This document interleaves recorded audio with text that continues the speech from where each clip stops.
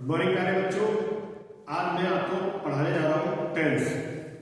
वैसे तो मैंने बहुत बार आपको पढ़ा भी चुका हूँ क्लास में कि टेंस और एक्टिव पैसिव भी बता दिए, लेकिन ये आपकी बुक में से जो चैप्टर है ऑफिशियली ग्रामर की बुक है उसके हिसाब से चलते हैं। उसमें टेंस चैप्टर दिया है। टेंस का मतलब टाइम भी होता है। तो यहाँ से देख रहे होंगे आप कि टेंस मीन्स होता है काल, नियम होते हैं काल। तो ये हमारे तीन होते हैं।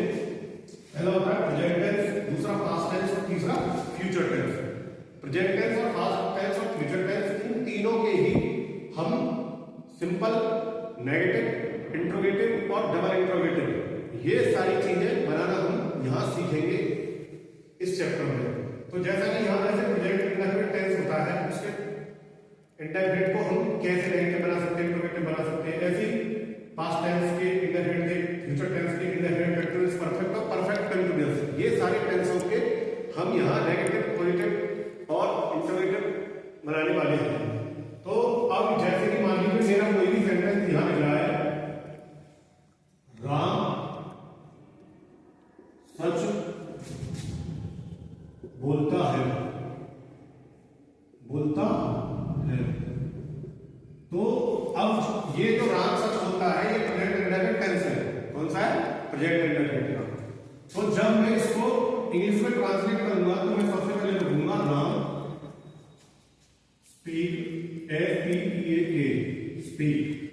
अब राम सिंगुलर है तो सिंगुलर में क्या होता है, ऐसे ही एस जोड़ते हैं वर्ड में। तो क्या करेंगे, Ram speaks the truth, TRUTH।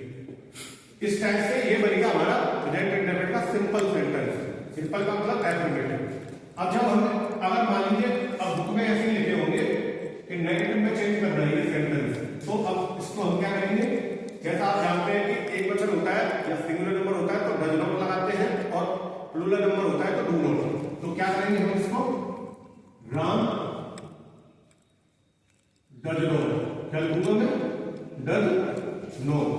फिर क्या लिखूंगा, स्पीक, फिर क्या लिखूंगा, द ट्रुथ। तो इस तरीके से अब मैंने क्या कर दिया, यहाँ पे केवल नेगेटिव करने के लिए डज नॉट लगा दिया और यहाँ से ऐसे ही उसको हटा देते हैं तो ये नेगेटिव हो जाएगा। अब मान लीजिए अब करवाता है आपसे कोई इंटरप्रेटिव, ठीक है ना, तो इंटरप्रेटिव जब करवाएगा तो क्या करेंगे, डज को सामने ले लेंगे, does Ram speak the truth, speak the truth, TRUTH।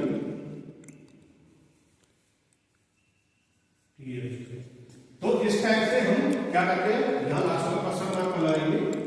तो इस तरीके से हम क्या करेंगे, इनके एफर्मेटिव, नेगेटिव, इंट्रोगेटिव और डबल इंट्रोगेटिव ये सेंटेंस बनाते चले जाएंगे। इसमें तीनों काल जो है हमारे प्रेजेंट, प्रेजेंट, पास्ट, फ्यूचर, इन तीनों के ही बनाने हैं। मान लीजिए एक एग्जांपल मैं कंटीन्यूअस का और ले रहा हूं, ठीक है। तो कंटीन्यूअस का एग्जांपल जैसे मैं ले रहा हूं यहां नीचे, राम पढ़ रहा है, ठीक है। तो राम इज रीडिंग, ठीक है ना, क्योंकि ये प्रेजेंट कंटीन्यूअस का, कंटीन्यूअस में क्या करते हैं, एजेमार की अंग्रेजी लगाते हैं और भरत की फर्स्ट फॉर्म में आईएनजी जोड़ते हैं।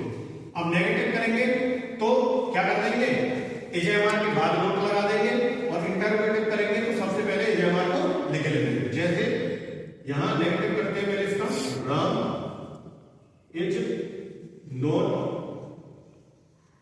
Reading, clear. और इंट्रोगेटिव करेंगे तो इसका इज राम, ठीक है, रीडिंग, ठीक है। इस तरीके से हम इनके नेगेटिव, इंट्रोगेटिव और ये सारी चीजें कर सकते हैं।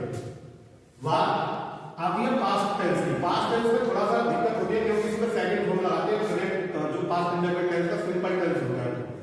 तो मान लीजिए जैसे उसने मुझे 1 रुपया दिया, 1 रुपया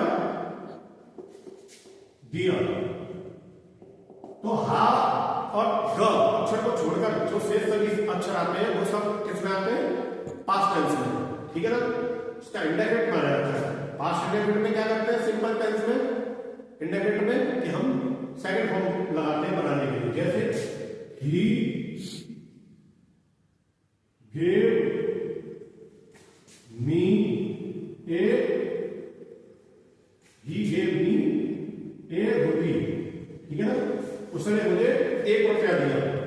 तो इसका मतलब है ये काम पहले हो गया, पास्ट में, पास्ट टेंस हो गया। अब इसका नेगेटिव बनाएंगे तो क्या लाते हैं, he did not, did not, फिर क्या करते हैं, फर्स्ट फॉर्म ही आती है, गिव मी ए रोटी,